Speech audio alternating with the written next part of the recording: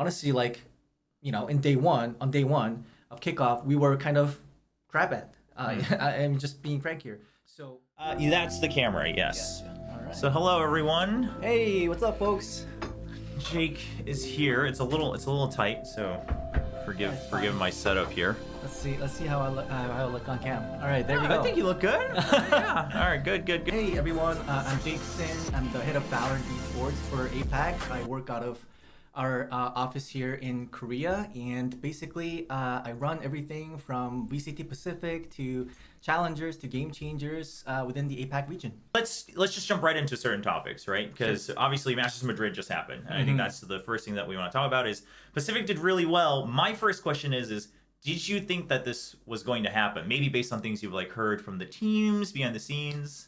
I mean, kind of. I mean, second place and third place at the same time in a global event, definitely not something that you can kind of expect to happen. I feel like it's such a big accomplishment, and it's honestly like more than I could have hoped for. Obviously, taking home that trophy would have been even better. It's just not our time yet, unfortunately. But I feel like it's still a lot of accomplishment that we can be proud of.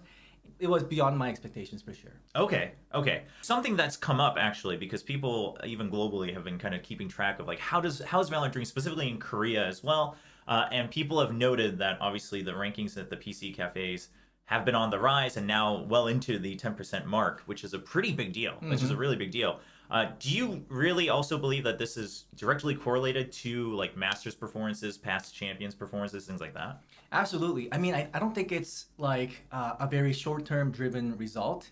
It's not like, we are second place or Gen G second place in Masters, and then all of a sudden we see a 2%, uptick or something like that. It's more gradual. It's more kind of long-term. And, this rise of, our market share in Korea has been like, 3 years in the making, or 4 years in the making now. The game launched in 2020. So, and by the way, like you've been in the industry and the scene for quite some time, but you never see a game that starts at zero, sub 1%, and then like it's just unheard of, right? And so, I mean, this is something that we're definitely thankful to our community for, is that, picking the game up a lot more. And also, I feel like esports is playing a role in that because it's kind of rewarding the viewers for their fandom and giving them a reason to keep sticking around in this community. And so it's like a virtuous loop. So does this also then kind of feed into, like at Riot internally, are you guys also partially cheering for like Pacific teams and Korean teams also to make sure that impacts like the overall performance of the game as well? Like, does that happen? Is that a conversation you guys have? I mean, there is a little bit of bias. Sure. Admittedly, we're all human beings, right? So there are certain teams that, would be more beneficial for us to, have as winners. Sure. Having said that, we care a lot about many different markets, not just Korea, by the way. And by the way, I run all of APAC, right? So it's not just Korea that I care about. Obviously, at certain points in the game's history, you want spikes in different markets. And I feel like this year, we're bringing champs to Korea. And so we're hoping that creates a big momentum for the market, even beyond what we're having now. So, these Korean teams doing really well. I mean, basically, top 3 out of 4 is Korean team, right? So we're hoping that helps. I mean, we couldn't script it, right? So it kind of turned out this way, and we're kind of trying to take advantage of it. Have you actually like played VALORANT at a PC cafe in Korea, like yourself?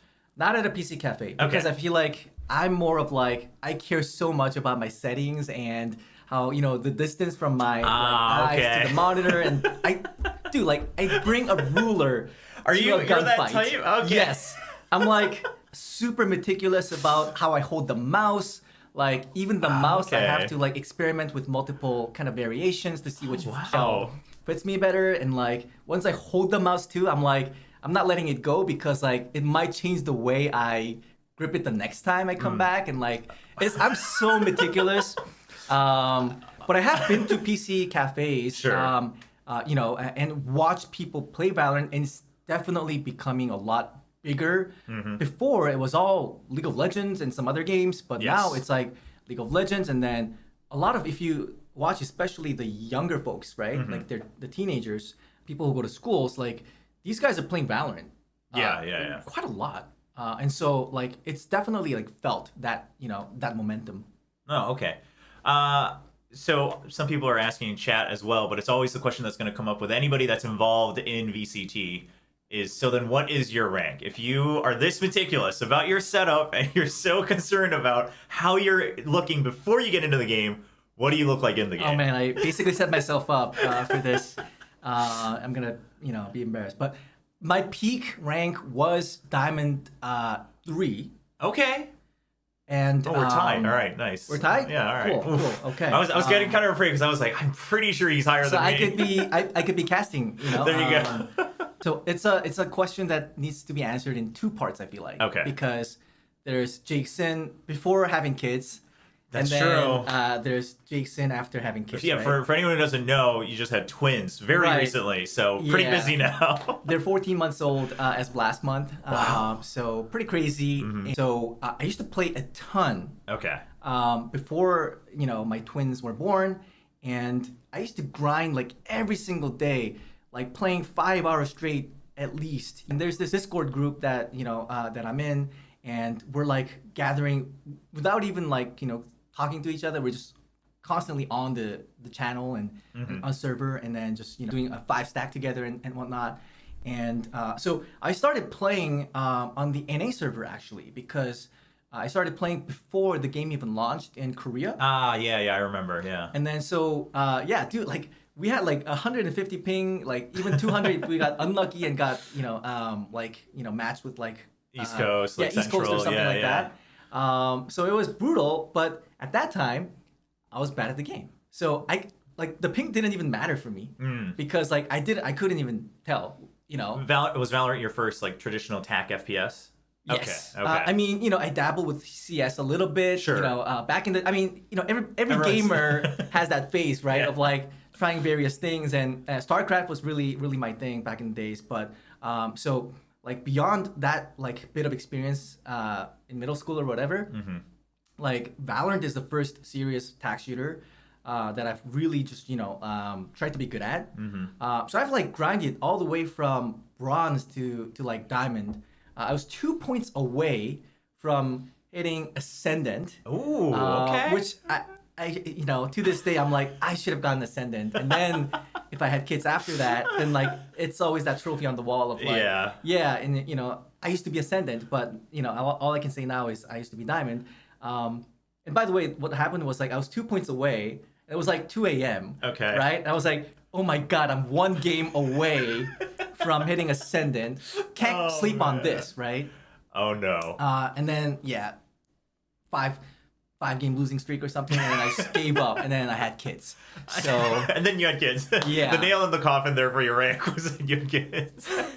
I mean, it is, I guess, somewhat comforting that even Rioters have the same experience, right? The whole like 2 points away, 1 point away, and then you're like, all right, one more, and then it's just like gone for the next season.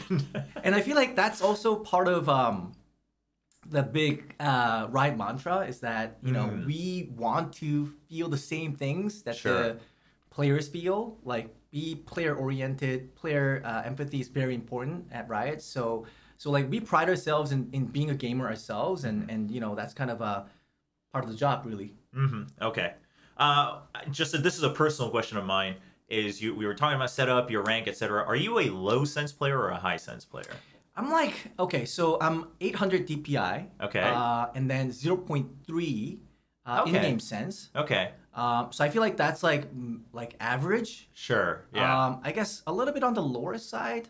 I mean, compared to the pros, it's a little bit higher. Yeah, compared to the pros, it's on the higher side. But then a lot of like casual players play more wrist. Yeah. So I feel like I'm a little bit low sense compared to that, but like not like low sense like pros. Right, you have to like use the whole desk. And right. Okay, yeah. Got it. This is something else that I think a lot of people are curious about is then whenever someone joins the like VCT team, or maybe even just Riot in general, like is there a requirement on you? You have to like play a certain amount of Valorant if you haven't before, just so you have the faith that they're used to the game and that they know what they're working with? Yeah, so I mean, depends on the job really. Sure. Right. I feel like for all the creative folks and the people that are kind of producing the core product, you obviously have to be pretty familiar with the game. I feel like there's no like hard requirement. We're not taking a we're not like putting people through a test of like, hey, play a game of Valorant, and that's part of the interview process. Sure. However, there is like we're going to talk about Valorant, and then if you don't like understand what I'm talking about, then we're not gonna be able to work together, right? Right. There's that, and then like we just play for fun too. It's not like, hey, like today it's like we have 2 hours block between 2 p.m. and 4 p.m. Everybody has to play. That's the job. It's not like that. We just like play voluntarily because it's fun, And a lot of people, I mean, a lot of our comp ops dudes, so the guys doing the operations, within my team, a bunch of folks, there's a lot of people at like the plat diamond level, playing level. So like I would say like we're pretty decent, we play the game. A lot of us actually, wanted to work at Riot or started to work at Riot because we love the game too. Sure. Like, it's part of, the motivation as well. So now that we've all confirmed that, okay, you are a true Valorant player, that you do enjoy the game and you know what you're talking about. Did I pass the test? Yeah, all right. Now we can start with the actual chat. Obviously, a lot of questions about VCT, VCT Pacific, etc. But first, can you give us I'm sure it can't be condensed, but a brief overview of like, what do you do specifically as like the head of all of APAC? Because that sounds like it's a lot to work with. And like, how does that work with all the different offices? Because obviously you're stationed in Korea, and currently VCT Pacific is also stationed in Seoul as well. Yeah, I mean, it's like you said, definitely hard to give like in a nutshell. But what I will say is I oversee all. So I'm the ultimate responsible person and the ultimate decision maker for all of the APAC VALORANT Esports product. So obviously our most premier product out of all of them is VCT Pacific. But it's not just VCT Pacific, actually. It's there's a lot more. There's all the challengers. We have 10 challengers within APAC. We have Ascension Pacific. We have the Game Changers programs. And we also have Game Changers Pacific this year. So, I mean, there's a bunch of products within the Pacific territory. And we also have product leads for each of the products. So, and I'm basically the lead of, or the manager of all of these product leads. Okay. So it's very like, hierarchical and kind of, managerial in that sense. Yeah. And what I do is I provide the vision, I set the direction for what we should achieve within each of the products, set the goals, set the targets, set the KPIs, provide the resources, like the budget, the human resources, so I work a lot on also team building as well. There's a lot, a lot of the people that work on VCT within APAC, I've hired myself. Okay. So there's a lot of that. But really, like, I'm also someone who like used to, work on Valorant when I was by myself. Like I didn't have a team. So like, I'm very hands-on. Also, I'm super passionate about the products we create. So beyond just being like this managerial person, I also kind of like to brainstorm with the team, provide direct feedback, like be on the ground and like just work together. So yeah, in a nutshell, that's kind of what my kind of day-to-day job looks like. Okay. Well, I'm gonna, since you mentioned that you like to be hands-on and that you try to get as involved as possible and you oversee everything, we're gonna come with a hard-hitting question right away. Where were you? What was going on during the infamous tech pause of Pacific Kickoff 2024? I mean, I don't think we can skirt around this, right? I mean, obviously it was a big deal. Obviously we got through it, but it took a little while. So can you just kind of run me through what was the situation like from your POV? Absolutely. And where was I? I was at the venue, obviously. I wasn't just, in some kind of corporate office. I mean, you in fact kind of cursed it, right? Because I remember you signed the fans. For anyone who didn't see, never again. Jake proudly posted before the show began of, oh, it's not going to happen. And he posted no tech pauses on the fan sign wall. I feel like that's going to be the new, there's no way, C9 is coming back from whatever. So I'm not doing that to ourselves again. So yeah, I was at the venue, basically just, working with the team to resolve the issue. Now, I feel like we owe the fans a proper explanation of what happened and why we think it's really not going to happen to that extent anymore. Well, let's I mean, not. I mean, yeah. I mean, listen. I mean, esports. If you've been around, micro things like will happen, right? We're dealing with the machines, etc. But it's a matter of, is it something you fix right away, like just a one-step thing, or obviously is it kind of an unknown phenomenon? Right. So can't guarantee anything, but let's talk about what happened on day one of kickoff. So there were really like 3 big issues that we had to deal with.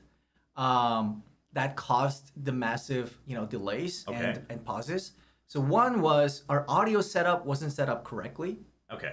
And it's not a very easy thing to solve or fix, because if it's like a very complicated process of like, inputs and outputs, and obviously like people have noticed already, I'm not a tech guy, so and we're not gonna bore the viewers with all the minute details, but basically the audio setup was set up incorrectly. It was something that was caught kind of late, unfortunately, and so we had to kind of on the fly try to fix it before the match. We couldn't start the match, and then ultimately when we tried to start the match, it kind of kept messing things around. So that was that.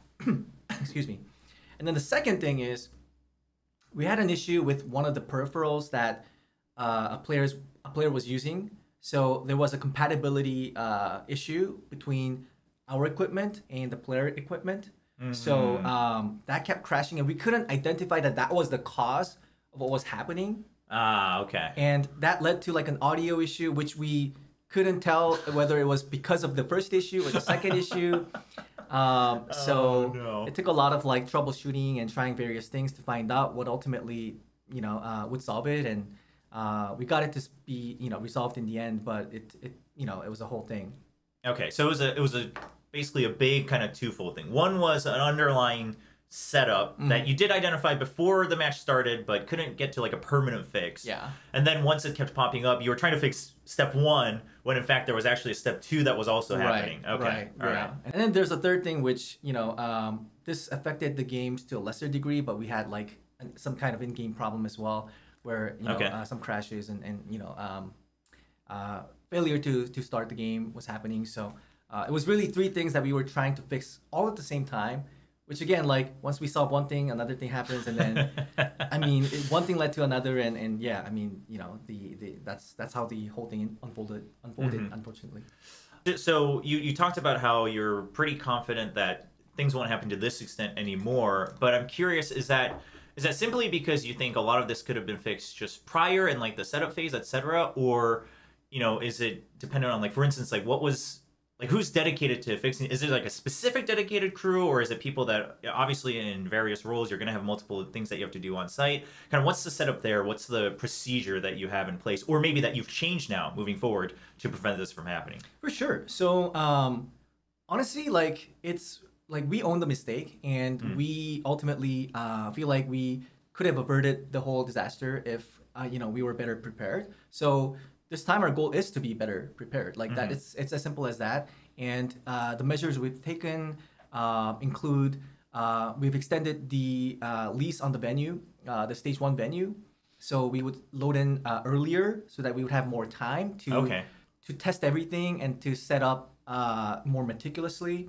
So we've also really done our due diligence on the audio setup. We've created more detailed guidelines and had even more involved oversight into kind of how the vendor is setting up their audio system, and we're triple checking it, quadruple checking it, and to see like that everything is working as intended. Because there's always like edge cases that you want to be testing, and so we are doing that. And then I discussed the issue with one of the players' peripherals. So this time around, we're actually setting up ample time to test every piece of equipment that the players are using for their matches. So it's just a lot more time to do everything. Okay. And just being more meticulous. And the other thing is too, like, this doesn't guarantee there won't be any tech problems. Like, tech problems are part of the issue, but the way we react and the way we tackle the issue is, I think, another part of the equation that honestly, like, on day one of kickoff, we were kind of crap at. I'm just being frank here. So moving forward, we've set up more robust protocols for how we should be communicating with each other, how we should be tackling the problems and troubleshooting the issue more mechanically, more kind of scientifically, so that if an issue can be resolved in 10 minutes, we're not going to take an hour to fix that. I knew from just watching it from the inside as well is obviously the venue switch, right? So last year was kind of a permanent venue that was used the entire year that the staff was already used to working with, and then this year, right, it was a rental venue, especially with all the different setups that we had with the pop-up store. So it sounds like you're pretty convinced that that was a huge cause of all of this, right? It's just familiarity with the setup and the venue. That's correct. We're also working with another or new production partner, which again, I'm not throwing them under the bus, but when you work with a new partner, it's always going to take some time to get used to working together and for them to get used to Valorant and all that. So there's that too, that adjustment that needs to take place. And by the way, even last year, if you think back to like the first week, it was rough. And this is the funny part, is what made me sad, quite frankly, as we were also waiting in our waiting rooms for 7 hours. Like even every Masters event had tiny tech pauses. Like they always happen, but no one ever talks about that, right? No one's ever like, whoa, well, this event had 3 pauses instead of 5. And that's because if it gets fixed, right, if there's enough content, etc., that we can guide the viewers to move along, and the players can also feel, okay, we can get back into the game. Then we can say, all right, and obviously there were problems, things that we have to fix internally or the staff has to fix internally, but overall, good path, good event. And I think, like you said, that was the thing last year is the first week, you're right, it was actually pretty rough. I remember last year there were also cases where, you had to kind of make accommodations for the live viewers as well, things like that. But no one was talking about that by the end of the season because there were just immense improvements made. And obviously part of that is we got to stick with the same venue. We didn't have like matches every day of the week, things like that. So I think that's a good point, is that yes, we can't have, I guess, recency bias, but we have to look forward and obviously hold each other accountable moving forward. Absolutely. So that's the goal for this year is, as we continue down the path and, progress with the season stage 1 and 2, hopefully, kickoff is kind of almost like a fun memory of like, hey, remember that moment where it was like a 3-hour delay? So definitely want to show our fans, I guess, overwrite their memories with better ones, I guess. Okay. So you talked about how you extended the lease for stage 1 now at the COEX. Is it Artium or Atrium? So it's Artium. It's Artium. Okay. It's either Artium or Artium. Okay. But it's not Atrium. It's spelled Art, I-U-M. Okay. At first, I was like, this has got to be a typo. Right. So it's like an annex to the whole COEX mall. Okay. So for those viewers who don't know, COEX is actually, I looked this up too. It's actually the biggest underground mall in the world. In the world? You thought I was going to say Korea, right? Yeah, for sure in Korea, but holy cow, really? It's definitely one of the biggest malls here in Korea. Yeah. I think it's the biggest mall in Seoul, actually. Yeah, yeah, probably. But underground mall, it's the biggest one in the world. It is very big. It's huge. And then, I don't know if you want to show it on the screen or not, but sure, I can look it up as you're talking. That crazy like library thing that that's like on the Instagram and whatnot. That's COEX. So this is just like the main central plaza in the mall, right? It's a library that, obviously they've got like events going on there as well. But this is just, I mean, I would say this is maybe like 1/30th, 1/50th of the entire scope, right? There's a movie theater, there's everything else going on in this mall. It's huge. So. It's like the place to be, and we've also realized from kickoff that there's a lot of demand from our foreign, when I say foreign, outside of Korea, fans to come to Korea to attend a VCT match. So for those viewers, by the way, the number was something like 10% of our entire live audience was from outside of Korea. Last year? For kickoff. For kickoff. Really? Yeah. Wow. Okay. For just that 1 week. Yeah, exactly. So don't know if that's sustainable or if it's gonna grow further. But for our fans who want to come to Korea to come to a VCT, I mean obviously if they can kind of combine all these different types of motivations to come to Korea, like better for them, right? So we want it to be in a place where it's not just in the middle of nowhere.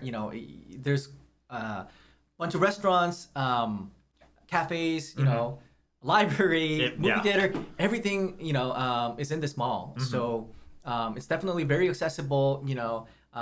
It's right next to, or it's like connected actually, like directly to a subway station. Yes. It's like on the main road of Gangnam, so Gangnam style. It's super accessible. Like it's a great location. Yeah, there's a theme park nearby as well. I mean, it's close to a lot of stuff, right? A sports stadium nearby. Out of all the things that were great last year for Pacific, I think that was the one part that everyone was like, "Oof, I wish there was more," because it was kind of in a secluded area, right? Much more of a business broadcast district. And it's always a trade-offs conversation too. Like we can't have it all. And our resources are not infinite, so we have to, you know, prioritize something over the other. But this year, Champions is coming to Korea, so we want to kind of prioritize the offline experience a bit more than we did last year. Hence, you know, the whole pop-up experience at kickoff, and also, you know, the location, the selection of our location for stage 1 and 2. Basically, we want to make going to a Valorant event cool.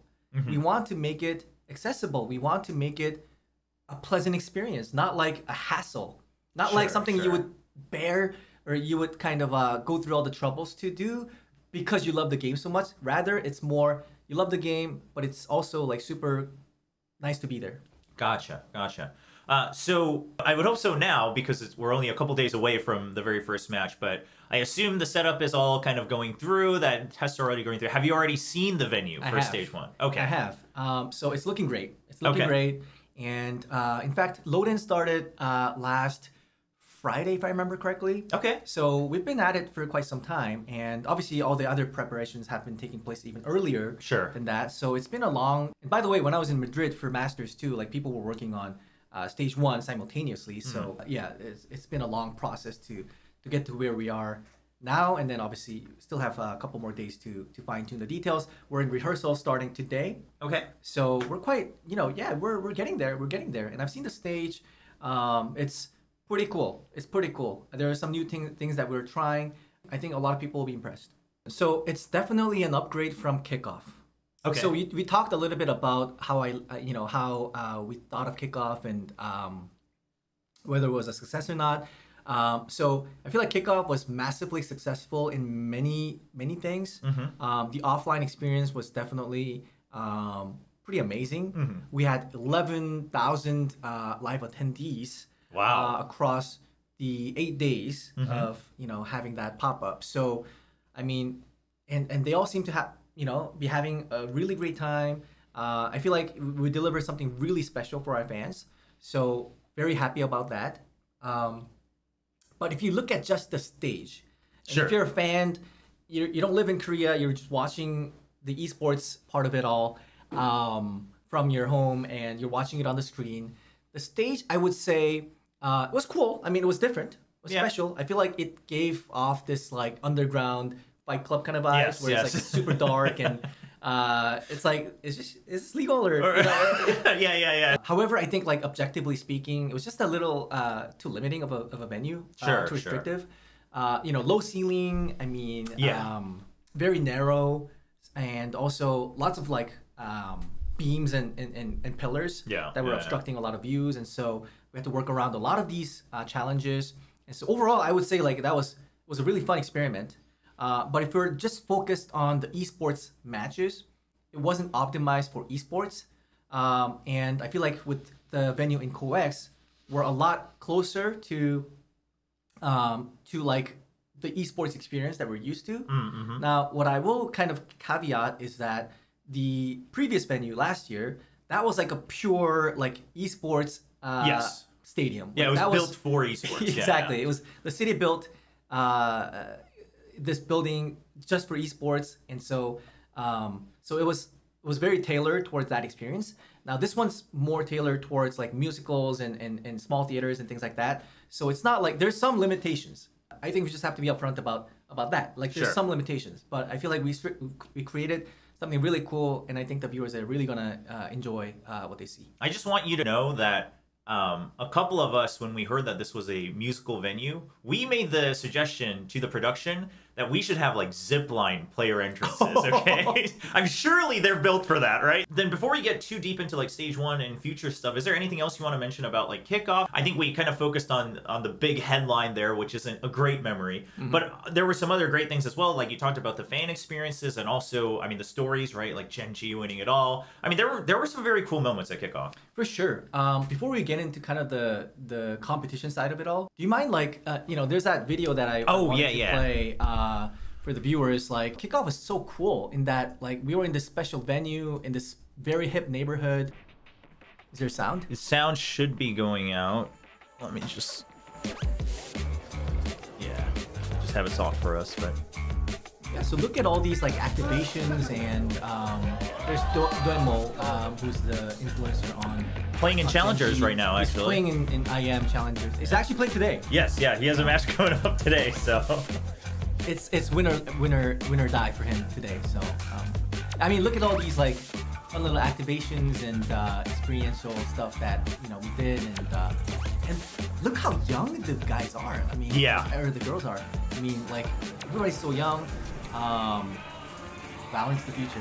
I mean, yeah, that's something that I felt actually coming into, especially kickoff, is that the audience, you can tell that it's the younger generation, right? It's this generation that's now getting into gaming and esports, and it's kind of a similar vibe that League of Legends had when it first landed in Korea, right? It was the old kind of guard of StarCraft fans who moved on, and now it's the new generation coming in, and now I'm seeing that with Valorant as well. Absolutely. Yeah, so just wanted to, you know, show this to a lot of our viewers because, you know, they haven't seen like the offline part of it, which is great. 11,000 people, very happy fans, and look at this like outside branding. You know, our team did a great job. Oh yeah, you know. I mean, this was very cool to see in real life, by the way. Yeah, for sure. But overall, I mean, I think the venue, for anyone who didn't get to see it, I mean, when I first arrived for rehearsals, I was really impressed because, you know, we kept hearing like there's a pop-up going on, it's going to be decorated like Icebox, and I'm like it's cool, but I've seen pop-ups before. And then I walked in. If I was a fan, I would definitely want to come to this venue. So I thought you guys absolutely hit it out of the park for sure. Were you... I'm always curious, like internally, do you guys at Riot ever feel like, ooh, like this is the storyline we wanted and it's not what we got? Is the new storyline going to be better or not? Like, is that a discussion you have? Because the storyline we had at Pacific all through and through was at the end of the day, it's PRX versus DRX, right? And DRX just lost last year. Like, can they take it back? And unfortunately, that didn't happen. So I'm wondering if that was a discussion you guys had after like the Gen G DRX match. I mean, everybody secretly has like their own script that they want, you know, to make it make a reality. My version, my kind of like wildest dreams did not include Gen G winning the winning kickoff. Sure. I was definitely caught off guard by that. I thought it might even be a challenge for them to get out of groups. It was a very close call, right? Both of their matches against RQ was very close. Right. So for them to kind of like win it all, and it was, I mean, I feel like Gen G does have a very special backstory because, you know, these are guys that have never, you know, not all of them, but a lot of them have never been to, like one guy's rookie. Texture's been great, you know, like forever. Like he's been the OG. But he's never played in a global event. Exactly. Like, that's crazy. I remember back when like Shroud used to like co-stream a lot.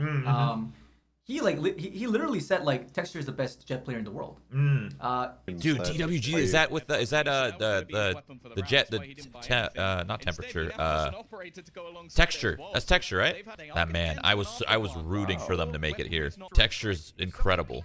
He's arguably the best Jet in my opinion. Even at that point, like when people were watching Challengers Korea, like some people noticed how good he was, and yet he never played in, you know, on the global stage. And even in Pacific, you know, he didn't really show his true potential. So I'm so happy for him to be able to play at that level. Super happy. And Lakia also, you know, kind of a underrated player. You know, obviously he had a big moment at Reykjavik, and then 2021. I mean, oh god, that was 3 years ago. Can you believe that? Long time ago. Anytime Lakia gets brought up, anytime Solo gets brought, Neutron gets brought up, everyone talks about the Ascent moment, the Lakia zone, etc. So clearly the impact was very big, but that made us forget how long ago that was, right? How long it's been since we saw Lakia at a top level. Yeah, no, I mean he's definitely been living rent free at a lot of people's heads. But I appreciate that, and he's done so much for our Korean scene. And so Yeah. awesome. Solo you mentioned as well.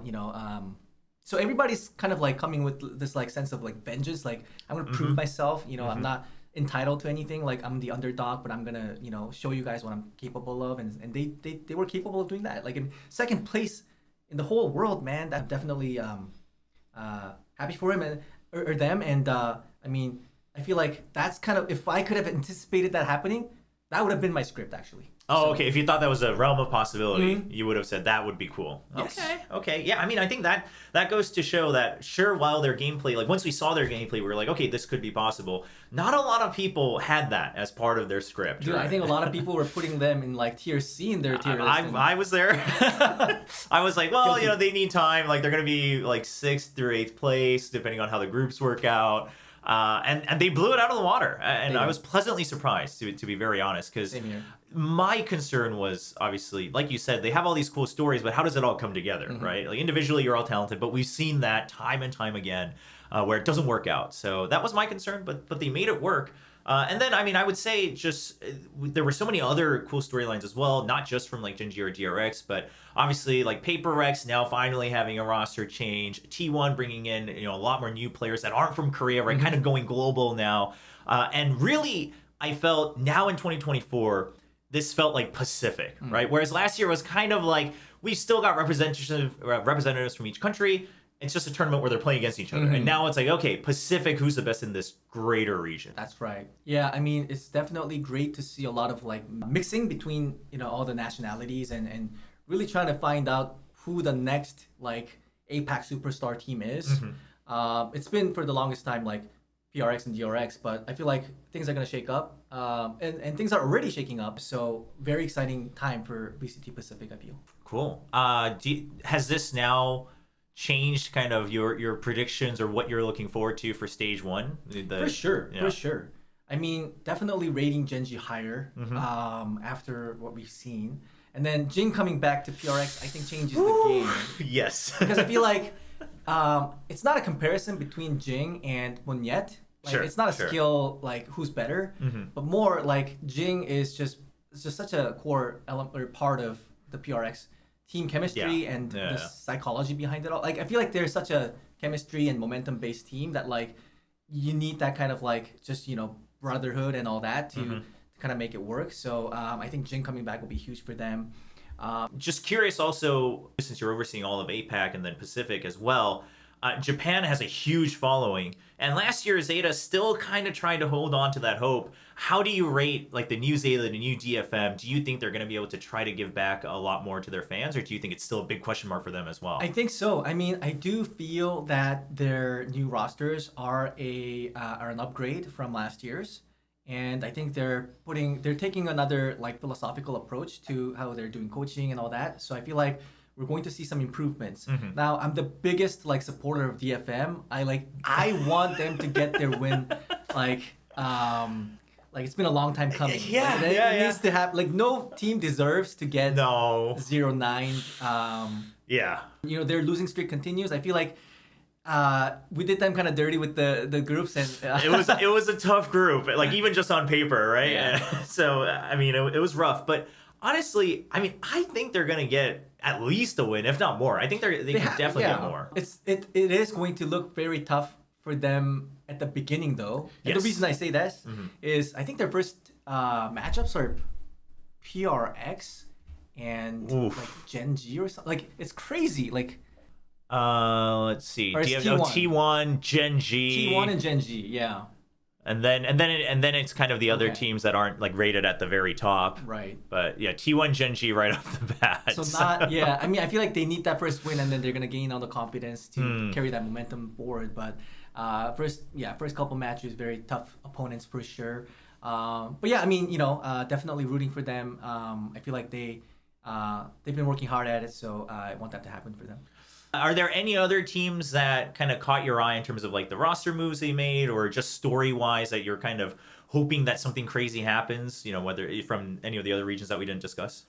For sure. I mean, RRQ, for example, they lost really closely against Gen G. You're not saying this just because it's my channel and my stream, right? Because I'm a huge RRQ fan. No. Okay. All right. Just wanted to make sure that the bias wasn't there, because everyone thinks that I am just hard glazing RRQ for like no reason. I do have my own reasons for analysis, but I just wanted to clear that. Yeah, I saw the latest Plat Chat episode on my way here, actually. Yeah. Yeah, so RRQ, I feel, and not just RRQ, by the way, there were actually like 3 teams that lost a really close match against Gen G. Gen G being, like, now we know Gen G is the 2nd best team in the world. Sure. I mean, people are going to argue that. All right. Let the results speak for themselves. All right, let's cook. So, DRX. Okay, yeah. Yes, it was a 2-0 against Gen G, but the first map was, like, super close. Yeah. So I feel DRX came close. TS in play-in. Team Secret also pulled a really close match against Gen G, and then RRQ twice in a row. So I mean, this year's Pacific is like stacked as hell. Like it's like so many teams are like almost beat our best team in Pacific. And by the way, we don't know if having played in Masters is going to work. Is going to be an advantage or a disadvantage for Gen G and PRX. A lot of other teams have been cooking in that meantime, right? Yeah. So we're going to see how things shake up.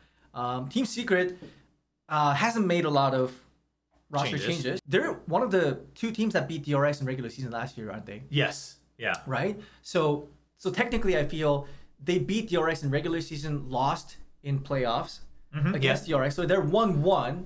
So that's kind of a cool rivalry thing happening there. Of like, it's the first match too. So it's on the first day. I'm very looking forward to that. I feel like a lot of teams have gone through roster changes, but TS really stuck together for the most part. And they're also like kind of single nation oriented. So like a lot of chemistry and bonding and all that is still there. So definitely high hopes for Team Secret as well. I think before kickoff started, everyone on paper was like, all right, Pacific seems to be like a lot more competitive even within their own region. And then now Gen G, I mean, PRX we all expected. They're all still going to be kind of top tier in the world. But Gen G coming in, getting to the grand finals, now everyone's like, okay, it's not just within Pacific that things are getting competitive, but maybe this is a really good sign looking forward to international, right? I mean, there's still some people like Bala on Plat Chat that will still write off Pacific until we win a trophy. But I think a lot of people are saying now, like, okay, we can't just discount Pacific even if it's a new team coming up to like a Masters or a Champions. Yeah, dude, I mean, we just have to win a BO5. That's kind of it. Yeah. So I'm thinking, like, should we make everything BO5 or like what's it going to take here? You know? Pacific just all BO5s for the entire season? Because remember, I used to work on League of Legends U too, and the biggest kind of like community suggestion was that like, because Korea was dominating for a long time, and we were one of the few regions that had like BO3s. So a lot of regions were saying like, we need BO3s too if we're going to beat Korean teams eventually, right? So I'm almost like half jokingly saying, you know, like maybe we just need more practice on the BO5, and you know, our map pools are maybe an area of improvement. I don't know. Since you mentioned like, do we make it all BO5, etc. Let's talk about the format a little bit. I know like Leo's talked about it globally, but just kind of what's your take on the current format? Kickoff did produce some of the best results we had in terms of storylines and Masters.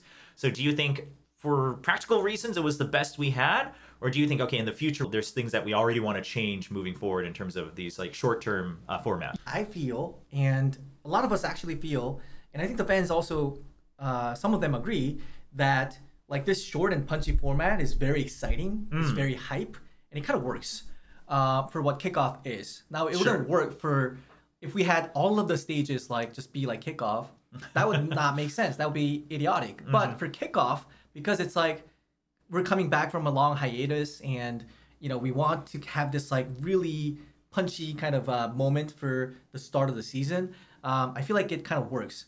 Was it perfect? No, not at all. So there are improvements that are low-hanging fruits for sure. I feel like, first of all, just to, you know, address all the bad stuff, right? I don't think three match days work. Like, it's super punishing. Yes, please. Were you working day one? Yeah, but I was on the desk on day one. But whether you're on the, I mean, even for us casters, like 3 match days, whether you're casting or desk or even a rotation, because I've always said, and I can't imagine what it's like for like players as well, even if you're not playing 2 matches in a day. We've always said, even as casters, Valorant is one of the more taxing games to cast and commentate, just because of the pacing, the amount of information we have to process, and how we deliver it, etc. And then also, obviously, just the aesthetics of the game, right? It's a very flashy game, obviously not over the top, but it's still pretty flashy. So it's a very taxing game, and to go through a best of 3 alone is already, like, if you want to do a good cast, it takes a lot. And then trying to go through, like, a 3-match day, even if you're then going onto the desk, at a certain point, like if anyone was able to look at our green room, like if we're on the analyst desk, our eyes start to glaze over in the middle of the 3rd match, and we're like, we just got to pick out one thing to talk about here in the next segment because we don't know what's going on anymore. So I do think it's pretty taxing for everyone, right? I mean, even the viewers, everyone. I would say. Yeah, even for viewers, even for players, for everyone. So we want to move away from having 3 BO3s in a single day. Yes. And that's actually a good segue into kind of the broader picture, which is like, does it need to be that condensed? You know, we had it was a 8-day event. Sure. If you only count the match days, we had 1 day of break between play in and play off. Right. So it definitely can be stretched out a little bit, right? America's had a good version of like just having 3 weekends. Yes. That's a massive difference of like 1 week versus 3 weekends. So definitely taking notes from that too. And by the way, I think the there's a lot of quirkiness with the format too, of like just PRX getting like a bye to like this happened also in other territories too, but like that's one of the downsides of having an 11-team league. So so we don't like that. Obviously that problem is going away next year. So with 12 teams, things will get better, and we will also have more matches. So that's good in kickoff, because I feel like the number of matches is very scarce right now. The other thing also is qualification matches for Masters should probably happen BO5s. Oh, okay. Yeah, at the very least, they're going BO5s. to stay single Elim, which I think we want to discuss. But given single Elim format, like if Masters Madrid, qualification is on the line, it should probably have been a BO5. That's kind of my take. I can agree with that, right? Just because especially because it's like the very first event, and just in general, going to a Masters, going to a Champions is a huge deal. And for it to be a single best of 3, it definitely leaves a lot more to be desired, I think, for both the players and the fans. So if not, so you said single Elim, that's something you might want to discuss. Like, is there already like a discussion of a direction that you guys are kind of leaning towards, or is this something like, let's get back to this, let's put a pin on it? So it's something that I think if you ask the community, like 90% of the community I feel wants double Elim. I'm a little bit less biased toward double Elim. Personally, I think kickoff was a very good example of where it kind of works. Does it work every time? No. Sure. And for example, like I think on the other end of the spectrum, where we need to be as robust as possible, as competitively rigorous as possible, and have like luck play as little factor as possible. Like I think Champions, for example, you want to kind of protect that like level of like robustness, and you don't want it to be like random, right? Because you're trying to crown the best team in the world, and you don't want that to be like tarnished with like, hey, they had a better group or whatever, right? It needs to be a little bit more reasonable. Whereas for like the first event of the year, after all the teams go through massive roster changes and they all come back, a little bit of randomness could be fun, right? A little bit of luck, you might even say, that might also be part of the equation as well. So we are definitely thinking about competitive robustness, but also entertainment value, and just trying to give what the fans, like, make it as interesting and as exciting for the fans as possible. So again, if the fans don't feel like single Elim is fun for them, we're not going to force it. Sure. But I feel like with this event, a lot of fans actually resonated with like, hey, like single Elim could be cool. Or if this is a crazy take, let me know in the chat. I mean, in chat, while we're waiting for chat to kind of give us their takes, I've always been a backer of single elim as a format. I'm not like, I agree it shouldn't be for everything. Obviously things like champions, maybe even masters, like should always try to have as much double elim as possible. But I agree, single elim has a place in terms of creating excitement, right? And creating stories, right? Because there's just a lot more on the line, and people always say like, why do you have to artificially create tension? But I'm like, well, at some point you're gonna have tension anyway, so why drag it out? And personally, I think one of the big things to consider is a 4-team double elim gets a little repetitive, right? I mean, the chances of getting something fresh are quite low.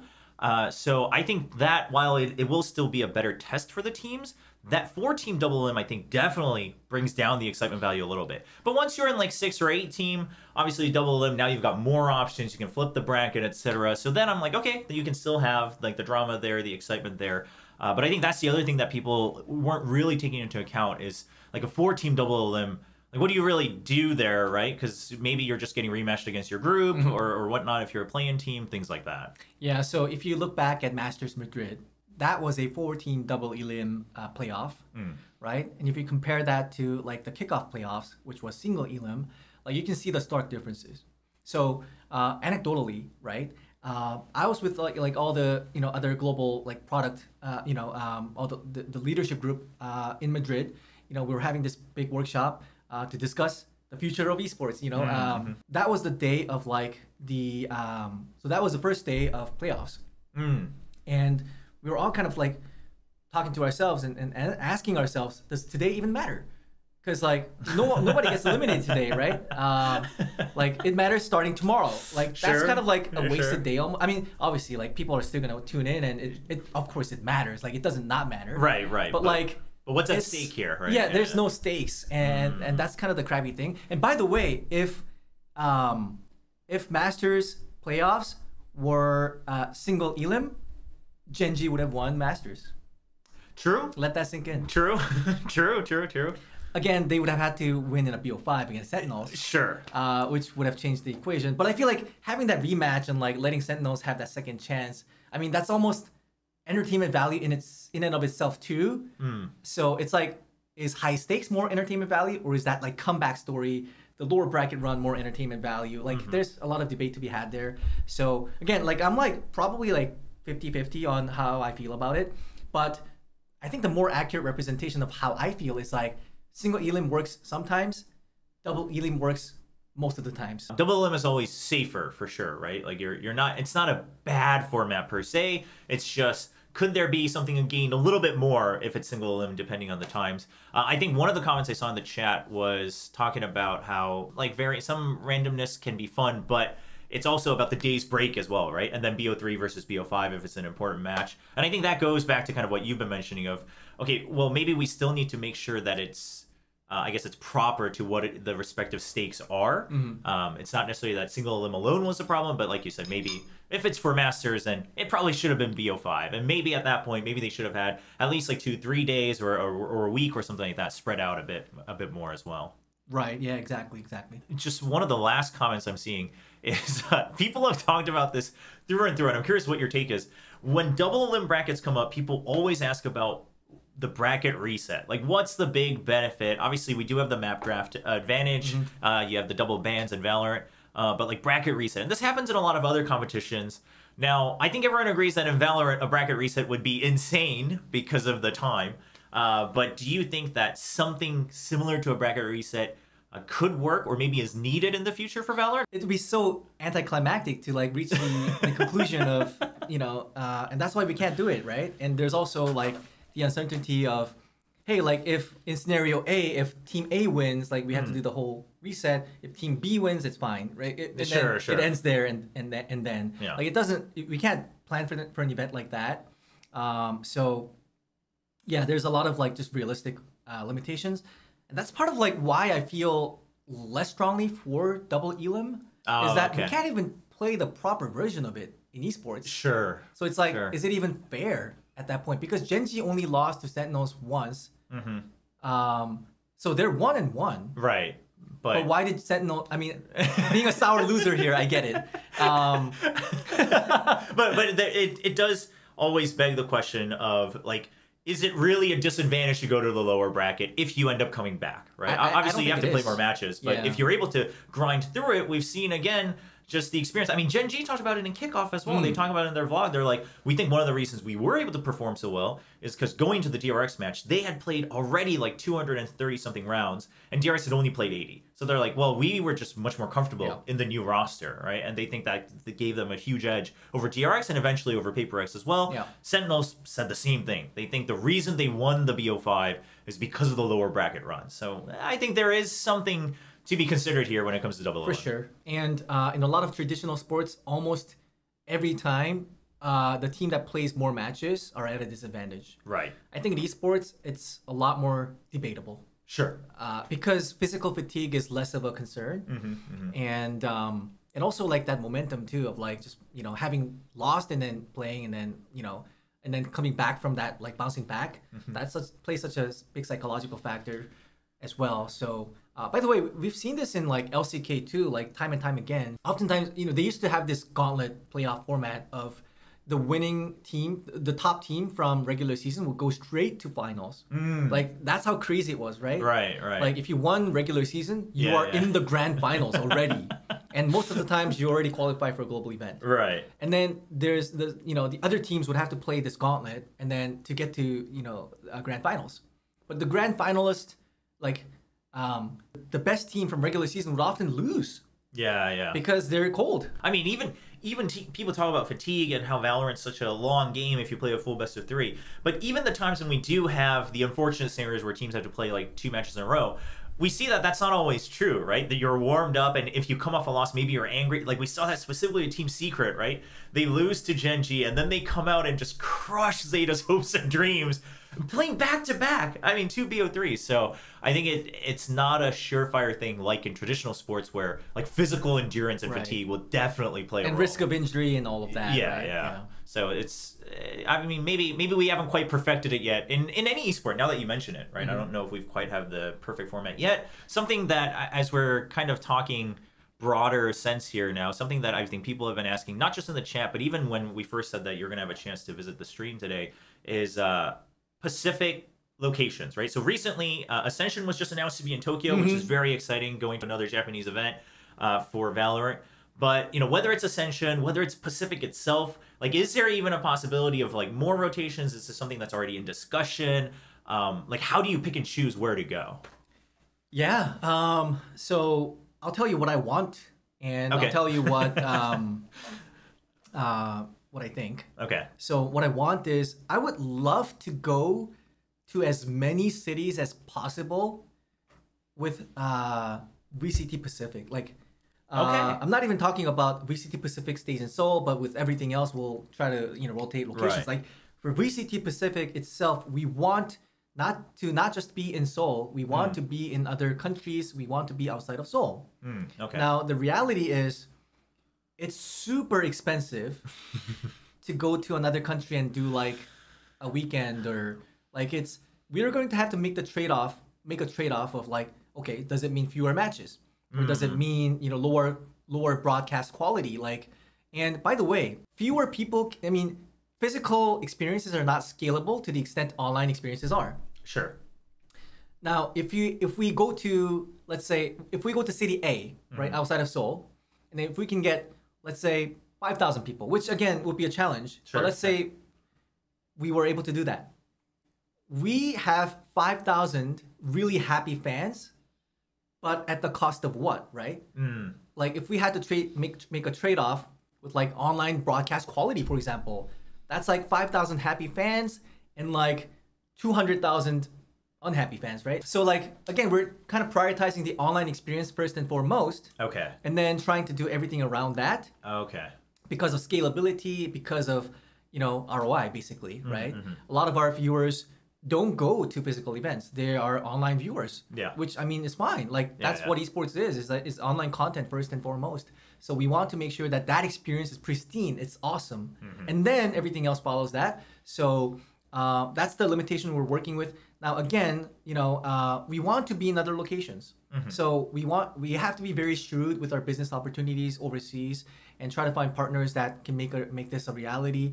We are looking at and talking to a lot of different partners and opportunities. Okay. So at some point we want to make it happen. But for now, like I think it's safe to say, like I think the home city for Pacific will still be in Seoul for the time being. For the time being, okay. But again, like we're looking for opportunities. Just a crazy question that popped up in my head. I don't know why this popped up, but then if more people within all the different Pacific servers buy more Valorant skins, does that increase the chance of going to different regions because of the funding that it could also apply?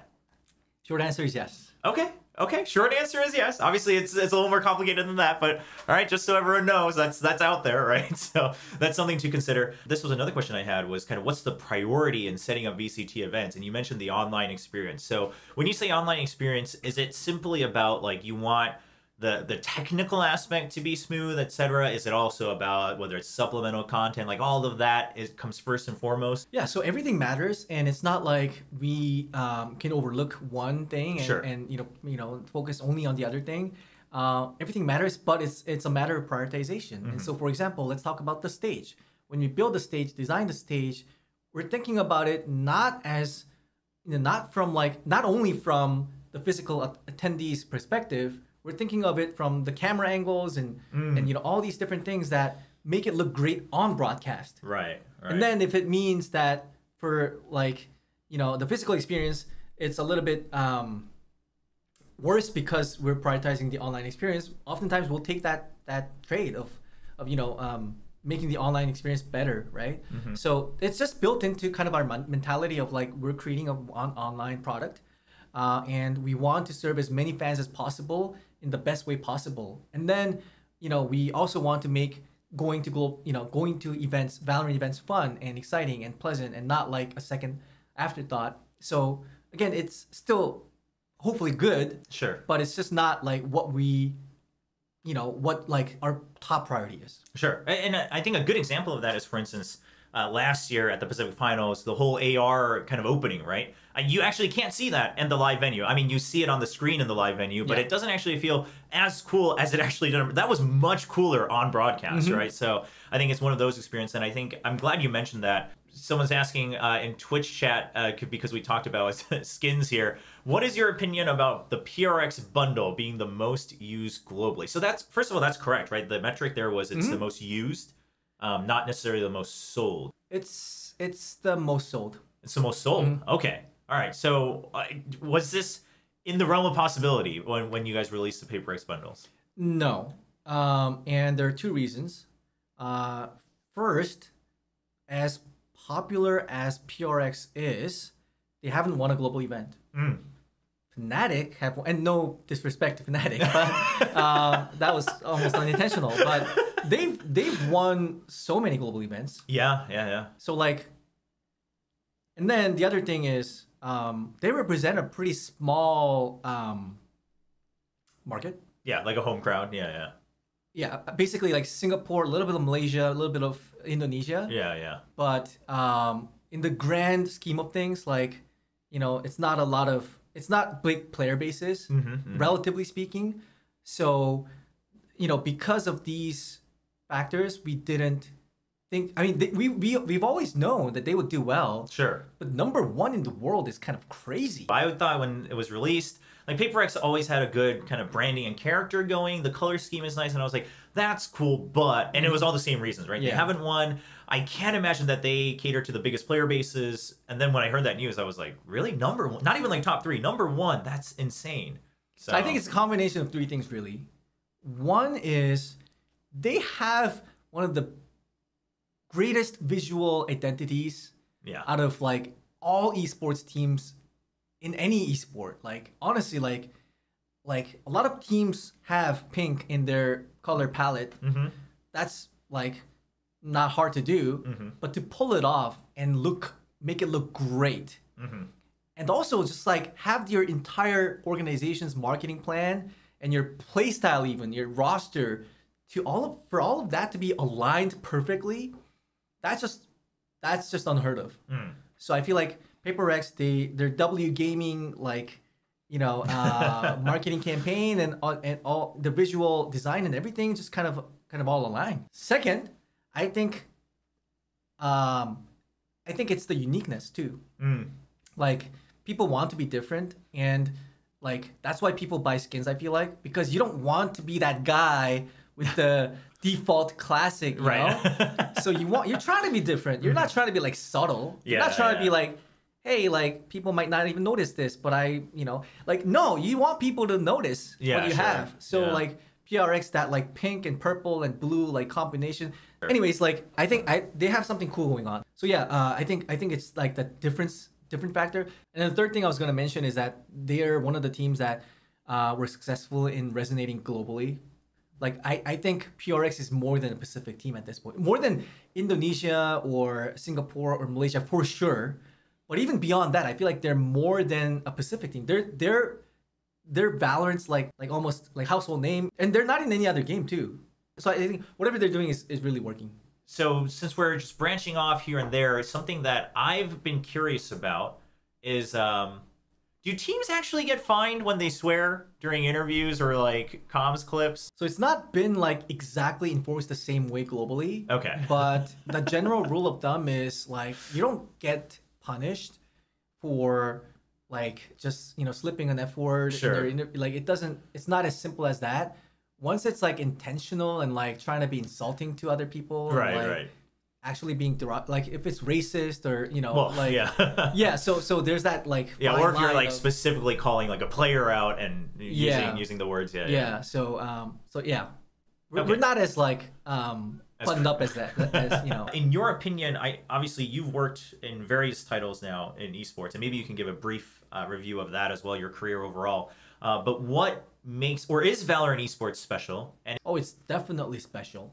But to answer your first question, which is what is my career history in esports, actually, my first job out of college was in management consulting. But I left that pretty quickly, because I wanted to do something actually fun.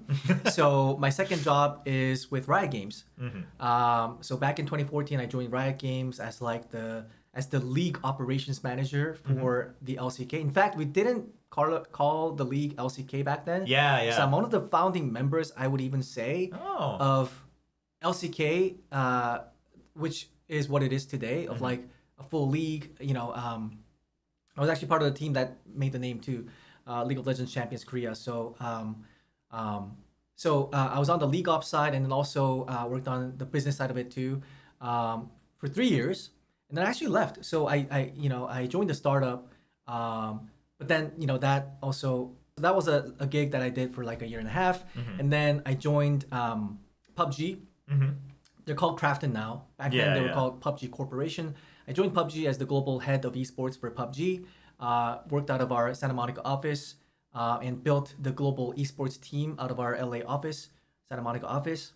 And then in 2020, I rejoined Riot Games and was given the job of launching new esports for all of our new games. So at that point, this was early 2020, we had TFT and Legends of Runeterra. And then Wild Rift and Valorant were kind of in the pipeline, right? So I actually thought that Wild Rift Esports was going to be the next like big esports for Riot Games. I remember you were telling me a little bit about it too. You were very excited about the future prospects of it. I underestimated how big Valorant was going to be actually. Obviously, the rest is history of, Valorant is the one that kind of became super big. And by the way, at that point, I was working out of our Korea, kind of like within the Korea team and in charge of the Korean market. But they wanted me to focus on Valorant, but also take a bigger responsibility of like running the whole APAC region. So that was in 2021, I want to say, of when I converted to just being purely Valorant. It's been a great ride, honestly, and super happy with this job. Valorant, I feel, you asked if it was special for me, or special in general. Just in general. So every game nowadays, I feel like has an esport, right? Yes. For better or worse, yeah. For better, but for worse. I mean. All right, you have to say it. Okay. So every game wants to be the big esport now, but so it's really hard to stand out among the competition. Valorant is like Valorant stands out. Yeah, it looks different, and like internally we say like it's where style meets sports, and that kind of vibes with me. Like it's like it's super stylish and like look at the merch I'm wearing too. Like I actually want to wear Valorant merch. Yeah. Whereas for some other games I wouldn't want to. Yeah. You know. So I feel like Valorant's cool. It's got a super neat visual identity, and you know, as a live game, or a live service game, I should say, it's like it's got potential to be a multi-generational esport like League of Legends. That's not something you can claim easily with any other game. So again, I'm basically, you know, super biased for sure. So take it with a grain of salt. But I love Valorant. Okay. I love it as a game. I love it as an esport. It's super fun to watch. And by the way, it's actually one of the most, if not the most global esport in the world. I mean, League of Legends has certain countries. I mean, it's definitely a global game, but as an esport, it's very Asia oriented for sure in terms of skill level and whatnot. In Valorant, you know, anybody has a shot at becoming champions. Like, when's the last time in another esport, and I guess there are some mobile titles that have this, but when's the last time like an SCA team, you know, makes it to a grand finals of like a global esport? Right, you know? right. Like we have that in Valorant. That's awesome. Yeah. No, I think it's very in cool. Japan. Like Japan's irrelevant in most esports, but in Valorant they're super relevant. Yes. They're actually one of the biggest players. Yeah, and obviously now getting quite a few international events as well, right? Masters last year, Ascension just recently announced as well for Pacific, so I think that's exciting. One question that scrolled up that I think is maybe good to mention, I would love to hear your take, is, so we talked about the location possibilities of Pacific, how you would want to travel. Obviously, there are limitations to that. But have you considered the consequences and circumstances of now all teams having to come to Korea, right? Which is a foreign region. They have to go through the setups, etc. And also, how involved is Riot perhaps in assisting to make sure that that's not as big of a hurdle for some of these teams? Yeah, so one of our selection criteria for partnership was the ability to move overseas and be able to pull that off professionally. So to be frank, we're not like hand holding the teams all, you know, from start to end of like the relocations and setting up their entities here. We expect teams to be mature enough and be professional enough and be capable enough to run overseas operations. Okay. And Korea's not the most like international friendly locations, but it's also not the worst. It's like it's pretty decent, I would say. It's pretty open. I mean, there are some like hassles. I'm sure. You're an American citizen, right? Yeah. So I used to be a Canadian permanent resident as well, and I had a lot of hurdles, and which is why I had to give that up. Anyways, so it's like there are some problems, but it's also not. It's pretty open. It's pretty global. It's like the quality of living here is very good, and English fluency is not like perfect, but it's, you know, you can get around, you can get by, right? Sure. So yeah, so basically we expect teams to be able to do that self-sufficiently. What about for players, right? Because obviously whenever we go to international events like Masters, there's always the talk about like home crowd advantage, etc. And obviously this isn't something that can be like controlled in any way, but just by nature, the Korean teams are going to have a slightly more, I think, home crowd advantage for sure. I don't think we can skirt around that. I think, especially thanks to teams like PRX eventually winning last year, I think even the Korean fans have gotten, you know, to become bigger fans of all the different teams. But if it's going to be, you know, like PRX versus Gen G, while they would love to watch PRX, a lot of the Korean fans are still going to be cheering for Gen G. So, I mean, what's the consideration here? Is this like a discussion that's happened with the teams? Yeah, in the future, when we are able to move to other countries with our events, I think the home crowd advantage for sure does get mitigated a bit. Okay. But at the same time, we'll never be able to be in all the countries, right? So we just have to accept that it's part of kind of sports and esports that exists. And again, we want to prioritize our product being as best as possible for our online viewers, and which is why we've had to put, you know, high priorities on kind of the infrastructure, the Riot footprint, and you know, just the capabilities of our vendors, partners, things like that, which all lead to having a great product. And like last year is a great example of like people said like, and I'm quoting them, not me, is that like we had our production was really good. We had doubly production, right? Yeah. And all of that is possible only because, I mean, not only because, but like it's possible thanks to the fact that like we have such good infrastructure here. We have a lot of knowledge and learnings built from running League of Legends for 10 years, for example, at the highest level. Like LCK is one of the most prestigious esports leagues in the world, and it's the same team that's doing Valorant too. Like that's obviously really, really helpful. The important part is there's more categories that you have to consider for picking a location, but you're hoping that in the future, if you can get to that spot where now moving around at least occasionally is a possibility, that's something that would help mitigate kind of the home crowd. The other thing I would say is that in Valorant, regional fandoms are real, but cross-regional fandom is also bigger than what we anticipated. Okay. So there's a lot of Korean fans, for example, that are fans of PRX and Zeta. Okay, yeah. And vice versa. Like, you know, I think we, like, Valorant fans love watching the best Valorant players, not just the Korean Valorant players or the Japanese Valorant players. And they appreciate kind of good Valorant. So, again, that's kind of another mitigating factor for the home crowd advantage that we talked about. I don't know if this is something that you would have like deep knowledge about, but one of the questions that came up earlier was, do you see discrepancies on server player pool quality or scrim availability between regions potentially being an issue? Yeah, so during the season, all the best teams in APAC are in Seoul. So realistically, they're obviously doing scrims against each other.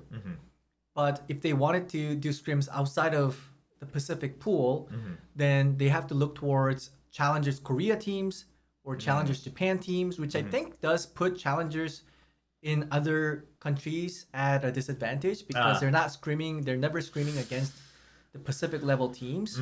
So I think that exists. I think there's plenty of talent in Korea and Japan alone to be able to get good practice off of, and then there's also practicing against each other that I'm sure teams are doing plenty of. And then there's now China. Again, China also needs that too. They need I mean, I don't mean this in the bad way, right? But just I guess the experience to compete against other regions and other teams, right? They need more interactions, yeah. globally, internationally, because if they're stuck in kind of their own pond, then they're not going to get better, right? So I think we need that kind of interaction. So I think there's quite a bit of like scrim opponents here, but I think the bigger problem is like, hey, like, you know, the talent in other countries, because they're so far away from Seoul, they'll never get practice against these Pacific teams and Challengers teams. So I think that's something that we do want to address. I think off season is a bit of an opportunity, and sometimes teams go back to their home countries, and then so that's an opportunity for Challengers teams to get practice against them. So there are some mitigations, but it's not perfect. Yeah, but it's something that's on your mind that you've kind of identified as potentially being something that you want to work on in the future. Absolutely. I think someone asked what bundle I bought personally. Oh, yeah. So I bought Genji. Okay. After they won, after kickoff. So there's, keep in mind, guys, that I'm supposed to be neutral, right? Sure. And not biased. So I have to have a reason for everything. Okay. And so, and by the way, like, it's not like, you know, they're giving me, you know, VP for free. Like, I'm actually paying out of my own wallet, right? Right. So I have to be very selective. I can't buy all 33 teams. I mean, I guess I could. You but could. It's like, that's coming back as my salary, and you know, so it's like, it's like subbing to your own channel on Twitch. You're really only getting a part of it back. yeah. So it's not a very good ROI. So I bought Genji after they won because, I mean, they won Pacific. So like, what better reason is there, right? Okay. So whoever wins stage 1, I'm also gonna buy. Okay. So I'm gonna add kind of that to my collection. Yeah. All right. Well, yeah. Let this be the motivation for all the teams now. It's one purchaser, so take it as real. Yeah, I haven't bought the Sen bundle. Someone asked, because I'm not letting my money go to Americas. I'm keeping the money in the house. Okay. Let it flow within the Pacific. Yeah. I like that. Is there anything else you kind of want to tell the community before stage 1 kicks off? Yeah, it's gonna start on Saturday. So it's for those of you in Korea, it's in COEX at the Samsung subway station. Super accessible, and I think the ticket price in USD is like $10 per match. So hopefully that's not too steep of a price. And yeah, so hope you guys come and check us out. I think we've actually sold out a lot of our matches. Okay. The popular ones. All right. All the Korean ones, I think, for sure. So not a lot of options remain. However, yeah, I mean, please, I'll be at the match quite often. So if you run into me, feel free to, say hello. Don't be shy. I love to interact and get feedback and talk to you all. So, and this is why I'm doing this, right? Like, I want to be very open and transparent. And like, I want people to know that like it's not like some evil corporation that's creating this like esports program and screwing everybody. Like it's a real human being that's like, and I'm a gamer. Like I'm a Valorant player. I take play very seriously, and so like I just want to like have a good chat, and so I'd love to hang out, and yeah, I look forward to the stage kicking off, and thanks for the support. Okay, before you go, last question. If they meet you at the venue, can they get a Riot Gun Buddy? Absolutely. Ooh. All it takes is gonna be come and say hi. Okay, all right. That's the courage you need. So that's the reason to buy a ticket to Seoul, get to COEX, visit VCT Pacific, and then meet Jake. Super high ROI. For there sure. you go. Yeah. Awesome. Well, thank you so much for taking the time. I think a lot of us, including myself, I think we appreciate just having a little bit more of that open conversation. Thanks for having me. I really enjoyed the chat. Cool. And yeah, look forward to more. Yeah. And VCT Pacific kicks off on April 6th on Saturday. It's going to be every weekend, Saturday through Tuesday. So make sure you check out the match schedule, and you'll be able to catch all the matches on all the VCT Pacific channels.